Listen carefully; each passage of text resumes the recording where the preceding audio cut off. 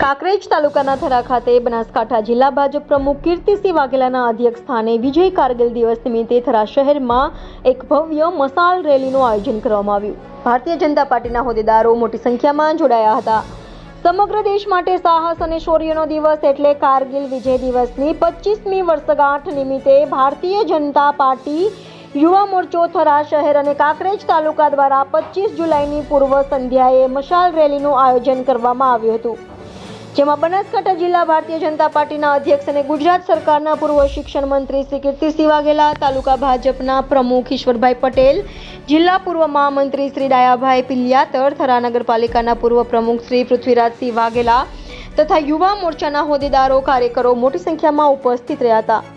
વાળીનાથ મંદિરથી બહુચર માતાજીના મંદિર સુધી મશાલ સાથે રેલી કાઢી અને 2 મિનિટનું મૌન પાળી શહીદોને શ્રદ્ધાંજલિ અર્પિત કરવામાં આવી હતી. રિપોર્ટર ભગવાન રાયગોર, ઇન્ડિયા 24 ન્યૂઝ, કાંકરેજ.